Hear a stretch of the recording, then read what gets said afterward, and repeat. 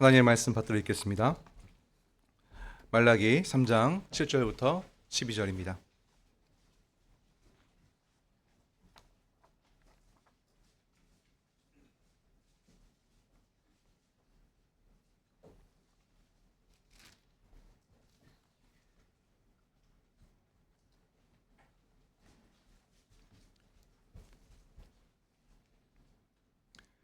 찾은 줄 알고 제가 받들어 읽겠습니다. 만군의 여호와가 이르노라. 너희 조상들의 날로부터 너희가 나의 규례를 떠나 지키지 아니하였도다. 그런즉 내게로 돌아오라. 그리하면 나도 너희에게로 돌아가리라 하였더니 너희가 이르기를 우리가 어떻게 하여야 돌아가리이까 하는도다. 사람이 어찌 하나님의 것을 도둑질하겠느냐. 그러나 너희는 나의 것을 도둑질하고도 말하기를 우리가 어떻게 주의 것을 도둑질하였나이까 하는도다. 이는 곧 11조와 봉헌물이라. 너희 곧 온 나라가 나의 것을 도둑질하였으므로 너희가 저주를 받았느니라. 만군의 여호와가 이르노라. 너희의 온전한 11조를 창고에 들여 나의 집에 양식이 있게 하고 그것으로 나를 시험하여 내가 하늘 문을 열고 너희에게 복을 쌓을 곳이 없도록 붙지 아니하나 보라. 만군의 여호와가 이르노라. 내가 너희를 위하여 메뚜기를 금하여 너희 토지 소산을 먹여 없애지 못하게 하며 너희 밭에 포도나무 열매가 기한 전에 떨어지지 않게 하리니 너희 땅이 아름다워짐으로 모든 이방인들이 너희를 복되다 하리라. 만군의 여호와의 말이니라. 아멘.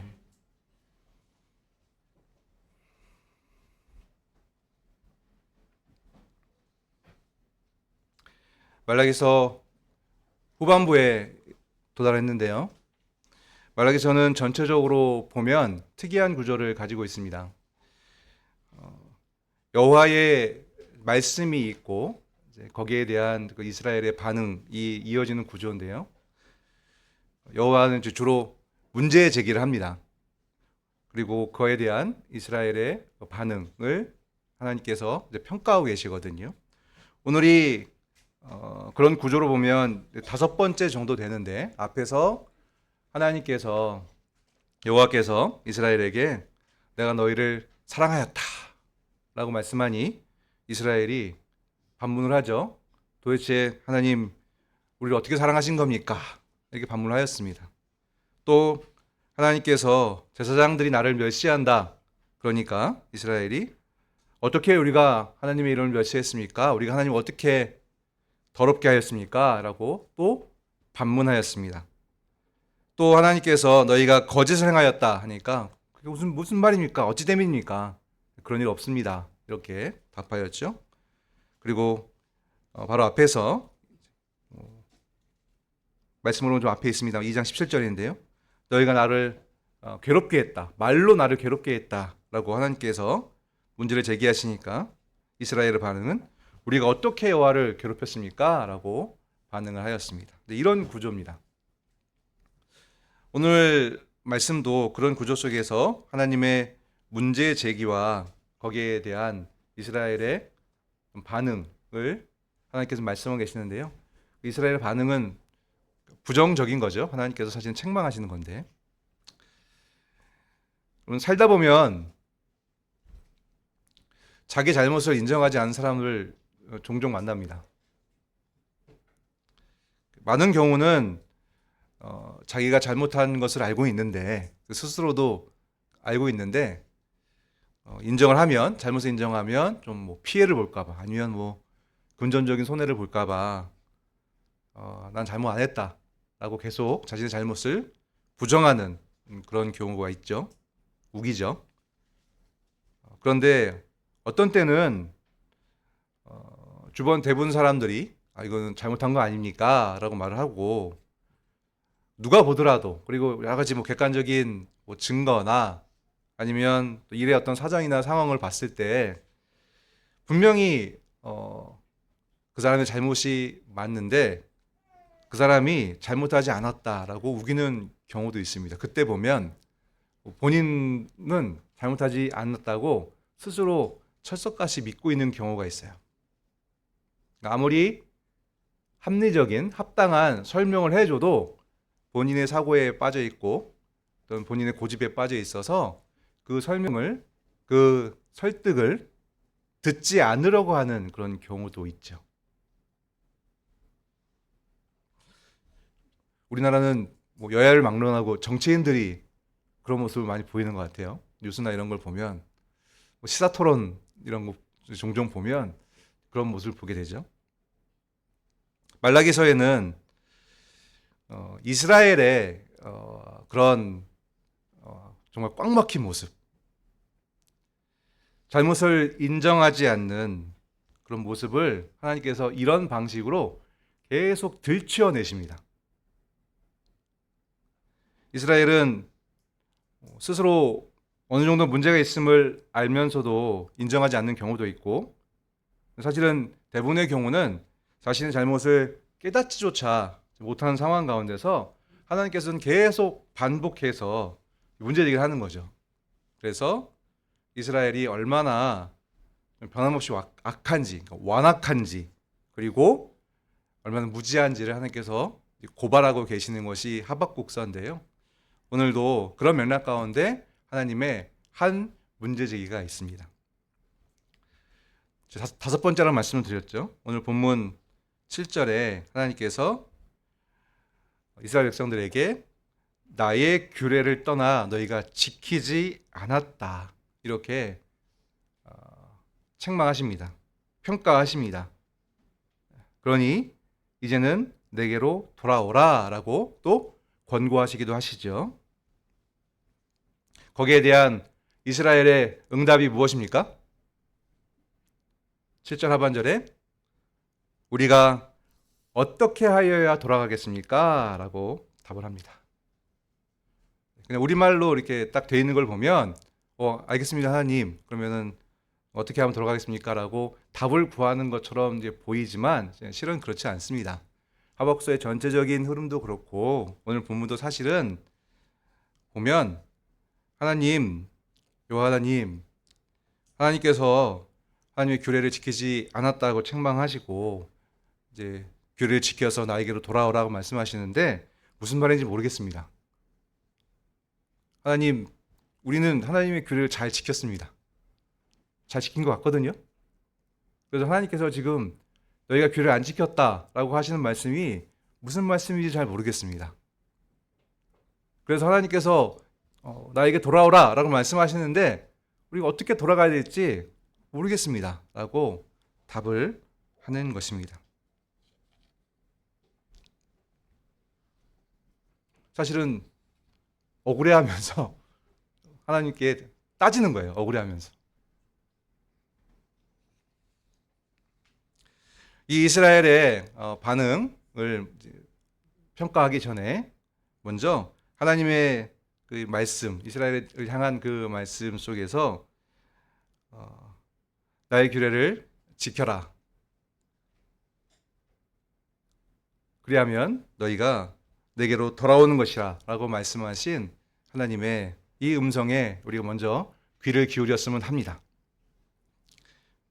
나의 규례를 지켜라. 너희가 나의 규례를 떠나 지키지 않아 나를 떠난 것이다. 그러니 나에게로 돌아오라. 나의 규례를 이제 지켜 행하라 라고 말씀하시는 것이죠. 하나님의 규례, 그러니까 하나님께서 명령하신 것 중에 또 형식을 갖춰서 율법이라고 하는 틀을 갖춰서 대표적인 게 십계명이 있죠. 그러니까 이스라엘이 시내산에서 받았던 그런 말씀들이 있는데요. 그런 많은 하나님의 명령이겠죠. 그 명령들을 지키라고 말씀하고 계십니다. 여러분, 하나님과 함께하는 것은 하나님의 말씀, 그 중에서도 하나님의 말씀에는 여러 가지 형식이 있습니다만 그 중에서도 하나님의 명령을 지키는 것이 하나님과 함께하는 것입니다. 너무 당연하고 쉽죠. 그리고 제가 전해드린 이 권면에 누가 반박을 하겠습니까? 그런데 실제로는 이 너무나 쉽고 당연한 일을 이스라엘도 못하고 있고 못해왔고 오늘 말씀해 보면 조상 때부터 이렇게 해왔다고 말씀하잖아요. 지금까지. 그리고 많은 사람들이 특히 이렇게 이스라엘처럼 하나님의 말씀을 듣고 따른다고 하는 사람들, 신약으로 넘어오면 교회가 되겠죠. 교회 안에 있는 사람들도 이 너무나 쉽고 당연한 일을 삶 속에서 잘 이루지 못합니다.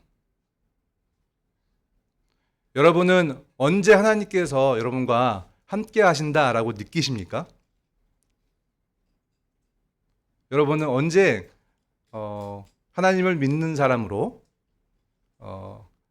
하나님과 함께하는 그런 기쁨을 여러분 누리십니까? 많은 경우 들어보면 내가 원하는 게 있는데 기도했더니 이루어졌다.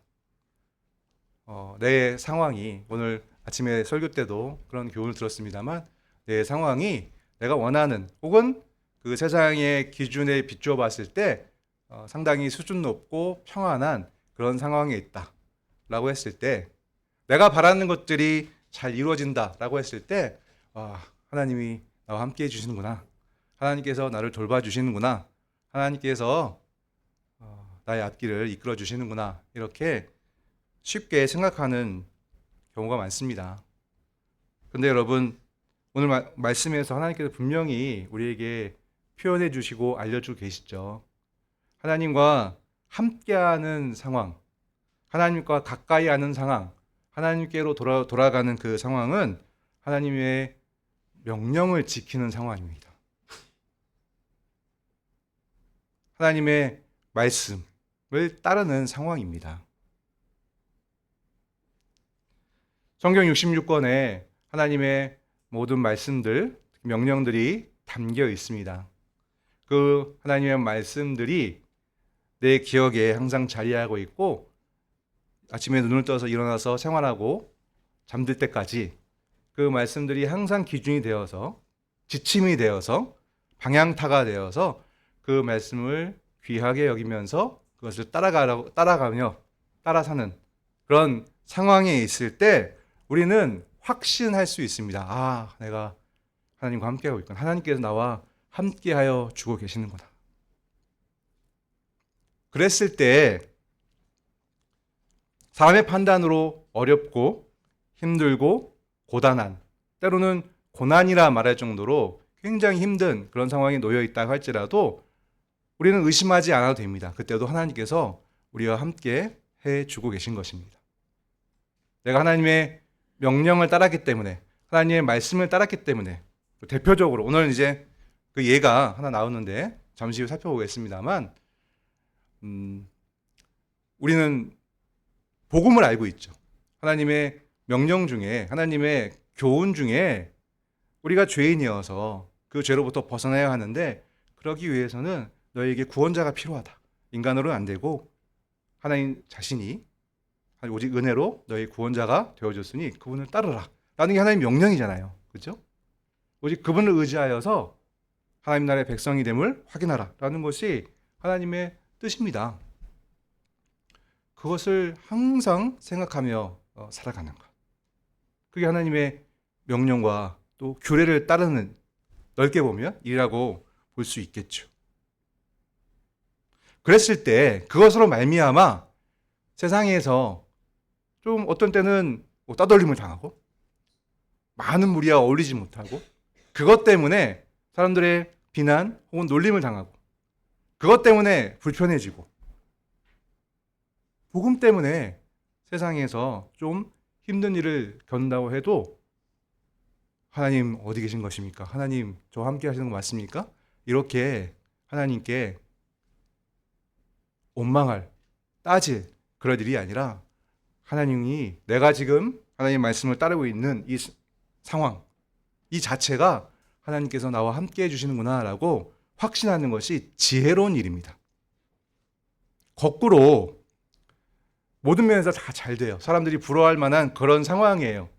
그런데 내 마음엔 복음도 없고 그리스도에 대한 열망도 없고 당연히 하나님의 의에 대한 그런 사모함도 없고 죄에 대한 그런 두려움이나 의식도 없고, 그러니 그리스도로 말미암아 주어지는 구원에 대해서 별로 생각하지 않고 오로지 세상 사람들이 그러하는 것처럼 세상의 물질이나 권세나 명예나 즐거운 쾌락 이런 것들을 많이 누리고 있는 그것에 골몰하는 삶을 살고 있다고 한다면 의심해야 됩니다. 하나님 나와 함께 하시는 것인가? 근데 이렇게 의심 못하죠. 많은 경우. 주변에서 여러분 그런 분들을 보시면 빨리 여러분 일깨워 주셔야 돼요. 그거 좋은 거 아닙니다. 내가 보아하니 지금 하나님의 명령과 규례를 도외시하고 전혀 마음에 두지 않고 살아가면서 좀 뭔가 잘 되고 있는데 이거 위험한 겁니다. 이렇게 사실은 여러분이 일깨워 주셔야 돼요.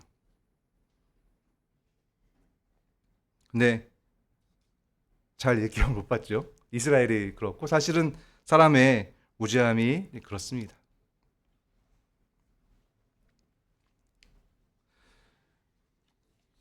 이스라엘은 이런 하나님의 사실 사랑 어린 그런 호소죠. 이스라엘 향한 호소에 어떻게 반응하는가? 당연한 반응은 하나님께서 이렇게 말씀하신 이상 이스라엘이 지금 하나님 규를 따르지 않는 것이거든요. 그죠? 하나님께서 없는 일을 말씀하시겠습니까? 이스라엘이 안 따른 거예요. 11조 예를 잠시 보겠습니다만 단적으로 11조 예가 있는데 안 따른 거예요. 그래서 하나님께서 이렇게 호소하셨을 때 사실은 겸손하게 하나님 말씀해 주시옵소서, 하나님 회개합니다, 하나님의 명령과 규례 따르겠습니다, 이렇게 나와야 하는 것인데 이스라엘의 반응은 도무지 무슨 말 하는지 모르겠습니다. 우리는 잘못한 거 없습니다. 우리는 하나님한테 이런 대접 받을 이유가 없습니다. 우리는 잘하고 있습니다. 이런 반응이었거든요. 여기에 이스라엘의 완악함, 변함없는 악함, 그리고 무지함이 또 한 번 드러나는 것이죠. 그것과 상반되게 반대되게 사실은 하나님의 열심, 하나님의 변함없는 인자하심이 또한 여기서 빛이 나고 있습니다. 이런 이스라엘 향하여서 또 말씀하시잖아요. 내 규례를 지켜라. 나에게로 돌아오라. 이 부분에 대해서는 설교 마지막에 정리하면서 다시 한번 강조해 드리겠고, 이렇게 하는 이스라엘이 적반하장의 그런 자세로 나오자 하나님께서 한 가지 예를 들어주십니다. 그것이 말씀드렸던 바로 11조와 봉헌물입니다. 본문 8절에 그 말씀이 나타나죠. 너희가 하나님의 것을 도둑질하였다. 그러면서도 우리가 어떻게 주의 것을 도둑질하였습니까? 라고 되묻는다. 여전히 깨닫지 못한다. 그런데 그것이 지금 11조와 여러 봉헌물이다. 나에게 드려야 되는 그런 성물이다. 라고 하나님께서 말씀하십니다.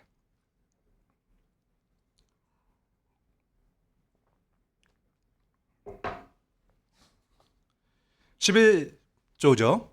10분의 1을 드리는 것인데요. 이것은 성경을 보면 여러 군데 관련된 그 말씀들이 나타나는데요.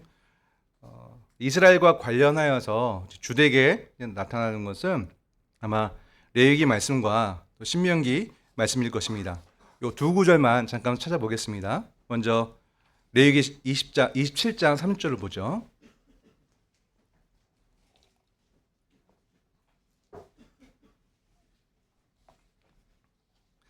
같이 읽겠습니다. 레위기 27장 30절입니다.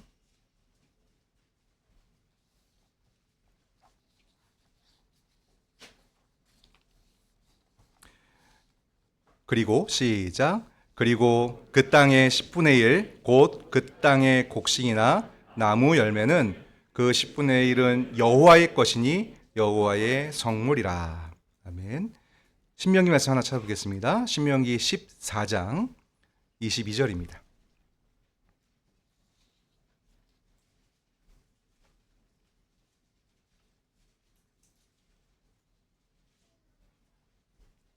역시 함께 읽겠습니다. 22절 너는 시작.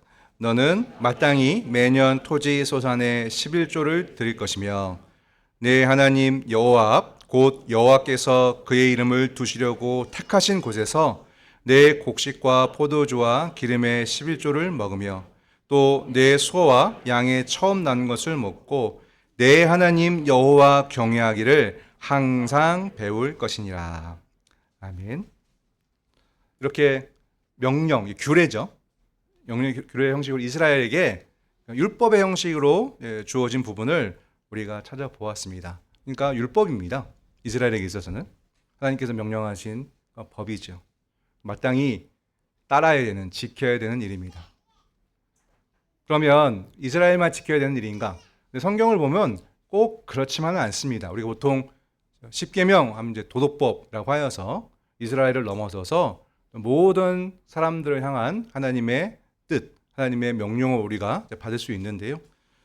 11조는 사실 이스라엘에게 이렇게 율법의 형식으로, 신선 율법의 형식으로 주어지는 그런 맥락 이전에도 구약 성경에 나타나는 일입니다. 여러분 기억하실 텐데 아브라함이 창세기 14장에 보면 아브라함이 이제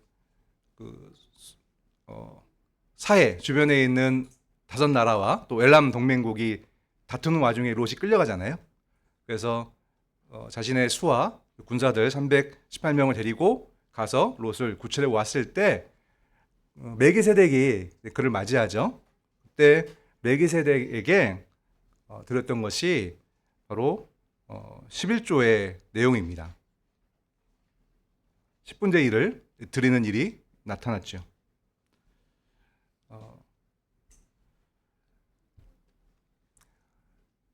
이것을 보면 이스라엘이라고 하는 어떤 나라 그리고 그 나라에게 주는 율법의 형식 이전에 사실 보편적인 어떤 경배의 행위 그것에 대한 연장으로서 신앙의 행위로서 드려진 그런 일이라는 사실을 우리가 발견하게 됩니다.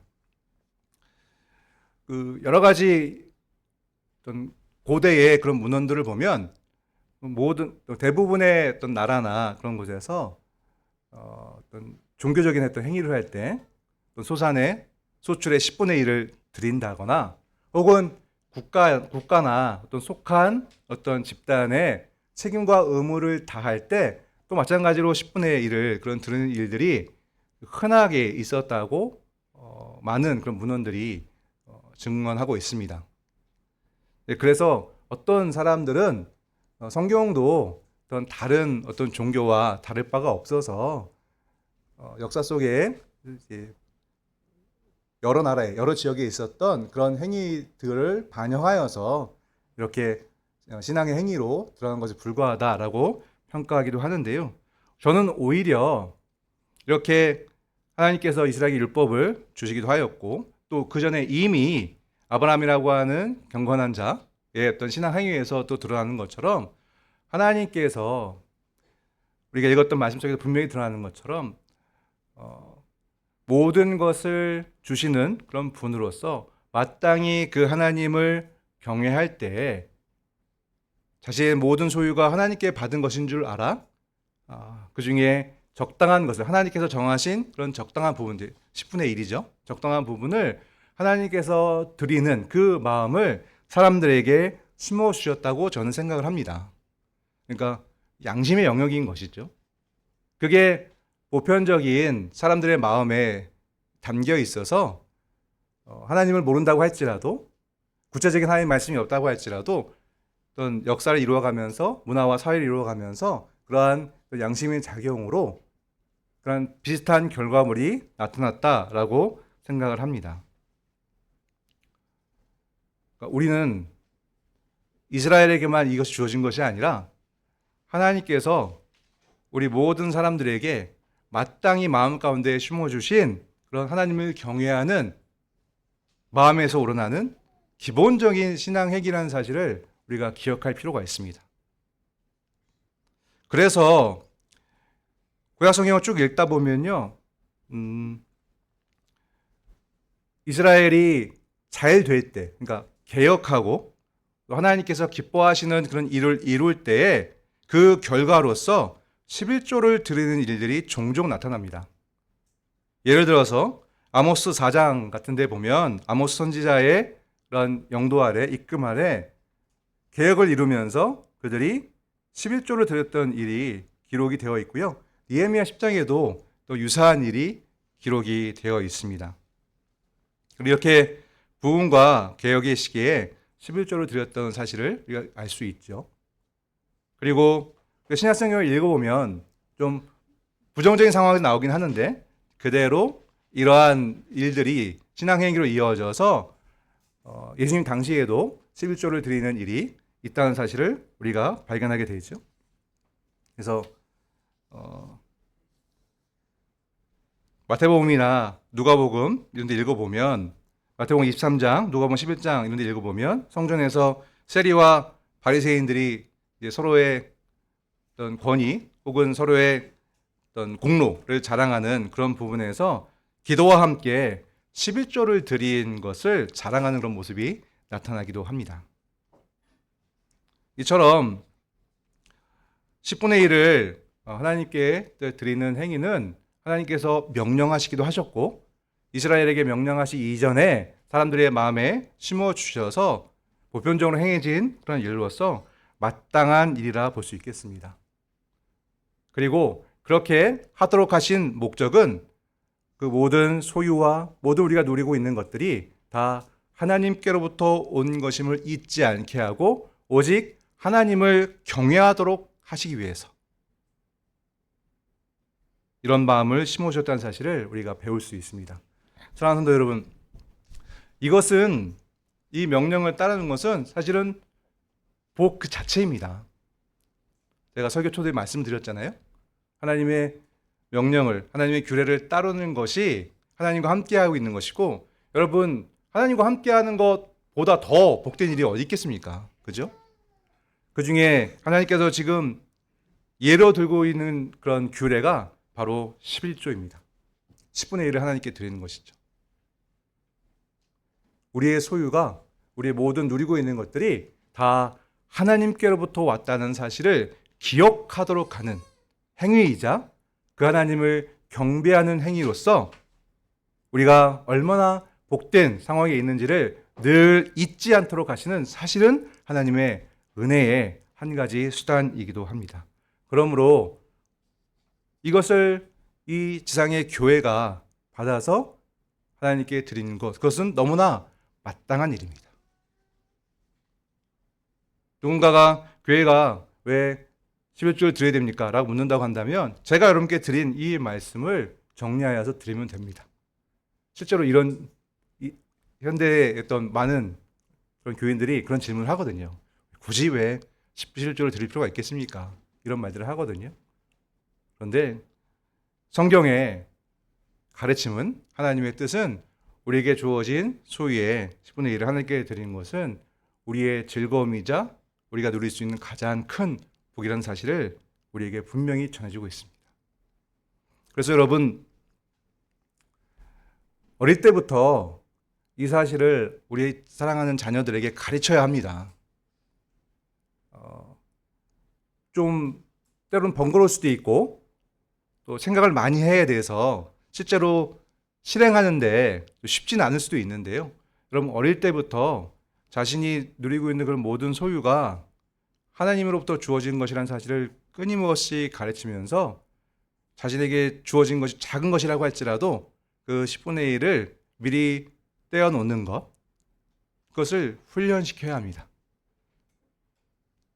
그냥 기계적으로 율법적으로 하는 것이 아니라 항상 가르치셔야 돼요. 여러분, 오늘 말씀에서 하나님께서 너희가 11조를 드리지 않았다, 빼앗았다라고 말씀하고 있거든요. 실제로 느헤미야서의 마지막에 보면 그런 일이 기록되어 있습니다. 느헤미야 13장에 보면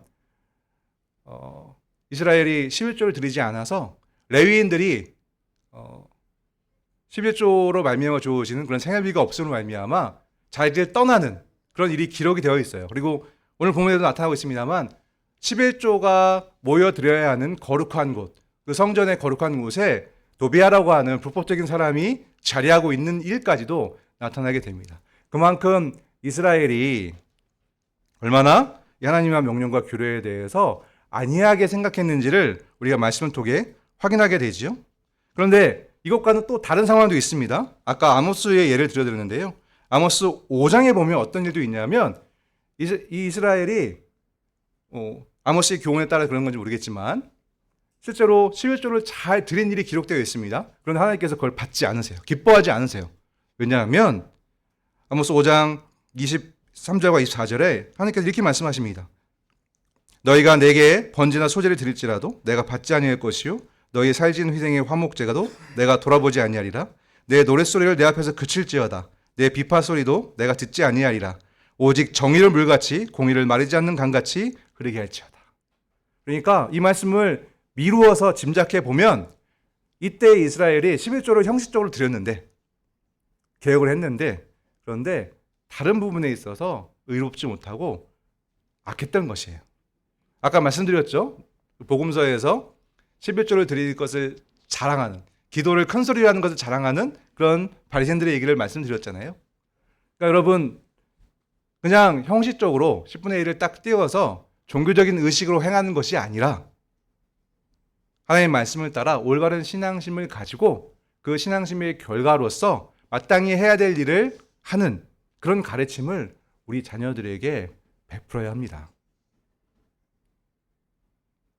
제가 여러분께 이제 도전을 드린다고 한다면 실제로 여러분 어린 자녀들이 많이 있는데 이 부분에 있어서 자주 가르치고 실제로 그렇게 헌금하도록 11조를 드리도록 어릴 때부터 하고 있는지 여러분께 도전을 드립니다.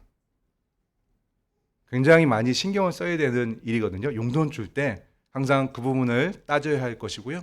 또 어떤 물질이 생겼을 때, 소유가 생겼을 때 비록 다 일일이 나누어서 하나님께 드리지 못한다고 할지라도 그에 상당하는 그런 부분들을 어떻게 해서든지 하나님께 드리고자 하는 그런 마음을 함께 가족이 갖고 준비하고 또 실제로 행하는 것, 그런 일들을 하는 것은요 굉장히 많은 그런 수고가 들어가는 일입니다.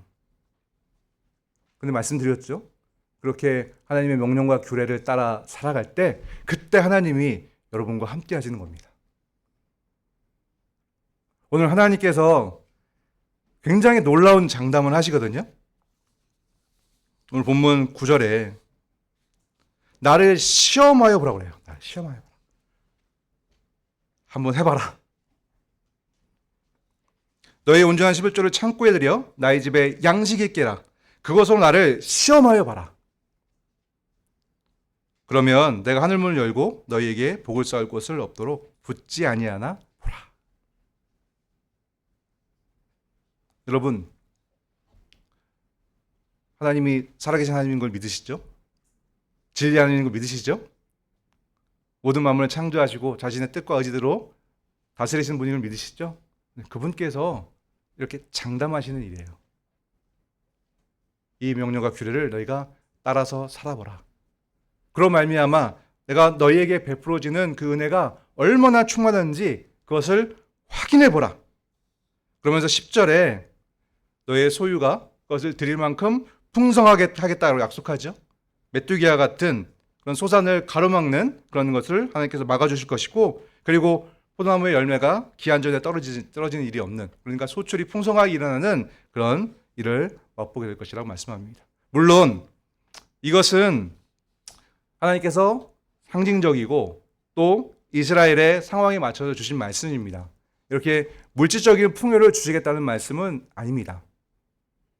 그것만으로 하나님의 은혜를 판단하는 그런 뜻도 아니죠. 대전제가 무엇이냐면 하나님께서 하나님의 규례와 명령을 따를 때에 내가 너희와 함께 하겠다는 걸 약속하셨고 그 약속에 풍성한 실제를 누리게 하겠다는 것이었거든요. 여러분 성경 전체가 말하고 있는 하나님의 약속의 깊이를 아시잖아요. 오늘 오전 설교 때 들었잖아요. 그렇죠?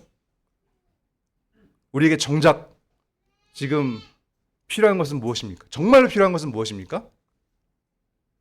여기서도 먹는 것, 땅의 소산으로 빗대어서 하나님께 말씀하고 계십니다만 우리가 정말 줄이고 우리에게 가난한 것은 무엇이죠? 하나님의 의잖아요. 이스라엘에게 주려고 하셨던 것도 사실은 그거라는 것을 우리가 잘 알고 있잖아요. 그것을 하나님께서 그리스도로 말미암아 우리에게 주시겠다고 하는 것이 사실 모든 명령과 규례의 핵심이기도 하거든요. 그것을 맛보게 하시겠다고 하나님께서 말씀하세요. 한번 해보라. 여러분 한번 해보십시오.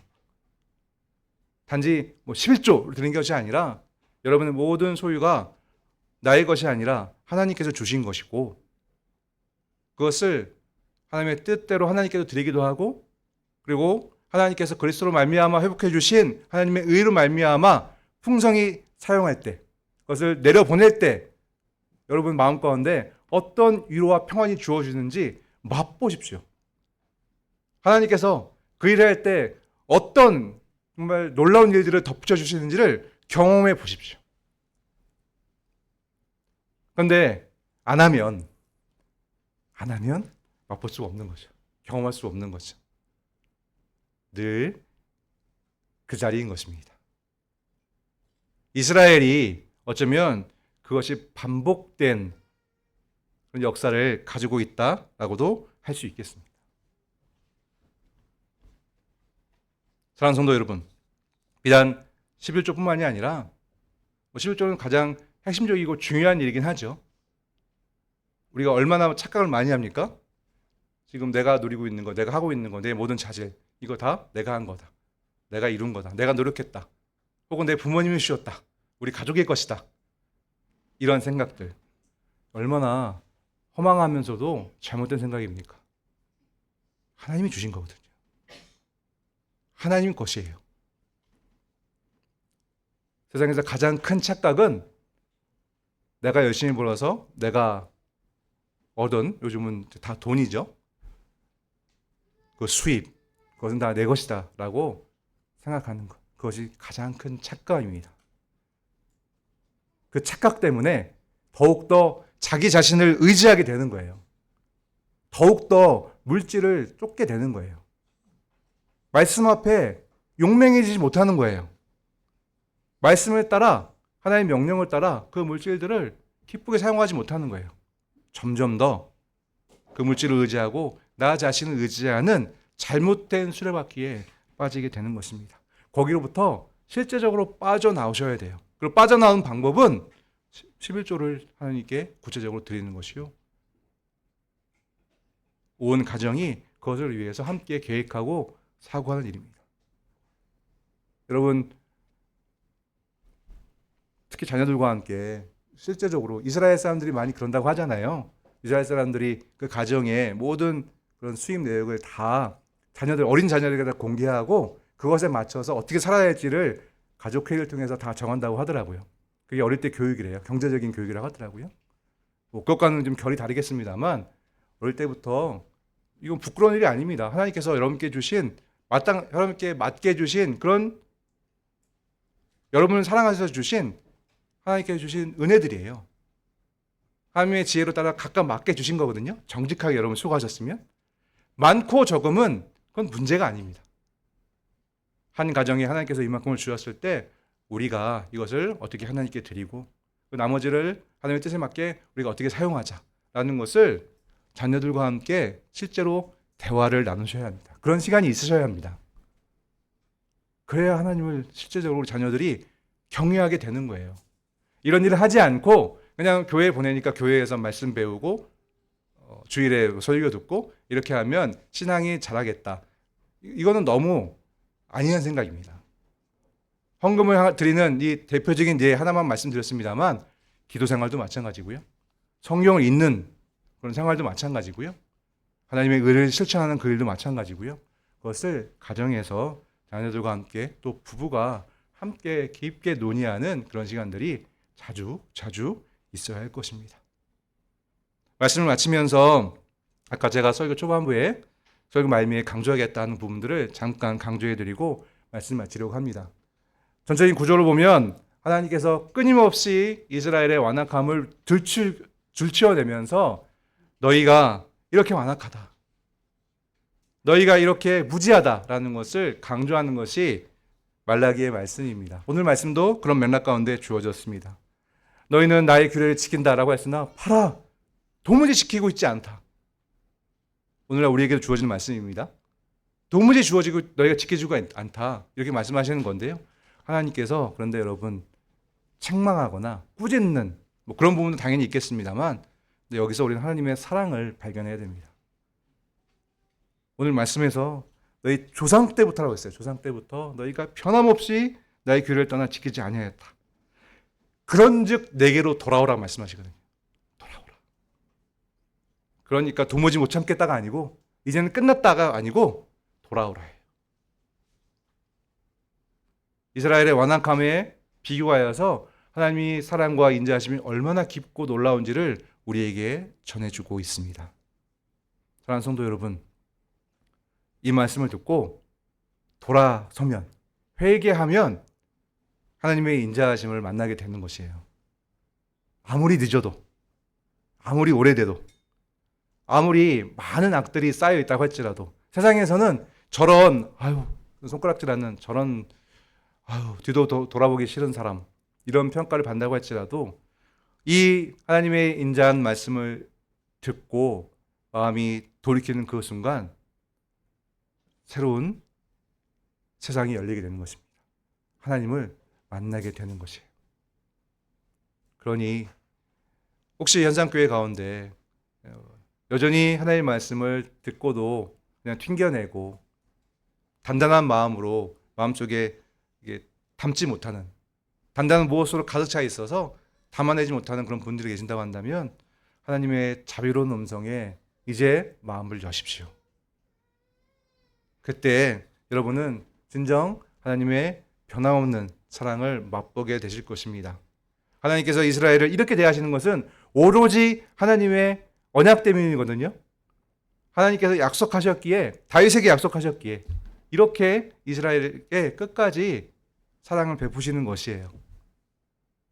이 하나님의 변함없는 사랑, 언약적 사랑, 그것은 우리에게 하나님께서 바로 그러한 분으로 다가와 계시다라는 것을 알려주기 위한 이스라엘을 사용하신 하나님의 계시입니다. 이런 분이, 이런 완악한 이스라엘 앞에, 그렇게 하나님께 배도했던 이스라엘 앞에 변함없이 사랑으로 와 계신 그 하나님께서 지금 우리에게 계십니다. 그분을 이제는 밀쳐내지 마십시오. 그분의 말씀을 들으십시오. 그분의 말씀에 귀를 기울이십시오. 그리고 그 말씀을 따라 살아가십시오. 그러면 오늘 말씀처럼 모든 이방인들이 너희를 복되다 하리라. 복 있는 자요. 이렇게 여러분을 높이 칭송하는 때가 반드시 이르게 될 것입니다. 궁극적으로는 그때가 주님이 다시 오실 때가 있습니다만, 하나님께서 뜻하시면 또 이 세상을 살아가다가도 그 복이 무엇인지를 드러내게 하실 것이고 사람들의 칭송을 받게 할 수 있습니다. 그때 우리가 복음을 전하는 것이죠. 전할 말을 이것이 나로서 이루어진 것이 아니라 오직 하나님의 은혜로 된 것입니다 라고 하는 이 전할 말을 가슴에 담고 있다가 나에 대해서 흠모함을 가지고 놀라움을 가지고 다가와서 당신은 왜 이렇게 살아가십니까? 라고 했을 때 오직 은혜 때문입니다. 당신도 이 하나님을 만나십시오 라고 여러분이 복음을 전하는 그런 일이 나타나게 되는 것입니다. 너희를 복되다 하리라. 여러분이 그렇게 다가오신 분들이 계십니까? 참 복된 분입니다. 이 말은 아니지만 참 대단하십니다. 어떻게 이렇게 살아가세요? 어떻게 이렇게 기쁘게 살아가세요? 이렇게 어려운데 이렇게 베풀고 계세요? 이렇게 힘든데 왜 남을 항상 이렇게 배려하시고 사랑하세요? 이렇게 참 힘든 결정인데 끝까지 의를 고집하세요. 그 원인이 뭐세요? 왜 그러세요? 그때 하나님이 나를 사랑해 주셨기 때문입니다. 하나님의 은혜입니다 라고 답을 할 수 있는 우리가 되기를 바랍니다. 기도하겠습니다. 하나님, 이스라엘에게 날카롭게 질문하셨던 그 질문이 사실은 얼마나 하나님의 인자함과 오래 참으심과 사랑이 묻어있는 그런 말씀인지를 깨닫게 되었습니다. 나의 규례를 떠나 지키지 아니하니 이제 규례를 지켜 나에게로 돌아오라. 그 말씀 이제 우리가 듣고 하나님의 말씀을 따라 살아가기를 소망합니다. 가까이는 우리의 모든 소유가 하나님께서 우리가 살아갈 수 있도록 베풀어 주신 은혜의 발로임을 알아 마땅히 하나님께 드리는 것, 모든 것을 다 드리는 것이 마땅하겠으나 하나님께서 주신 질서를 따라서 10분의 1을 하나님께 드리고 그것으로 말미암아 교회가 살찌게 하고 또 교회가 마땅히 일을 하게 하고 그리고 나머지 10분의 9를 하나님의 뜻에 맞게 사용하는 그런 놀라운 일을 하도록 하나님께서 우리를 이끌어주고 계시니 그 이끄심에 우리가 붙들려서 하나님께서 주시는 복을 누리며 살아가는 우리가 될 수 있도록 하나님께서 현석기 온 교우들을 이끌어 주시옵소서. 이 명령과 규례뿐만이 아니라 성경 전체를 통해서 주어진 모든 명령과 규례를 항상 마음에 담고 그것을 따라 살아가는 우리가 될 수 있도록 또한 하나님께서 은혜를 더하여 주시옵소서. 그리하여서 그 가운데 진정으로 하나님을 만나고 하나님과 가까이 하고 하나님의 은혜를 만끽하는 놀라운 삶을 살아갈 수 있도록, 그래서 세상 사람들이 그 누군가가 하나님 정하신 자가 다가와서 당신 도대체 어떻게 그렇게 살아가십니까? 라고 묻는 그런 일이 일어날 수 있도록 하나님께서 우리를 이끌어 주시옵소서. 예수 그리스도의 이름으로 기도드립니다. 아멘.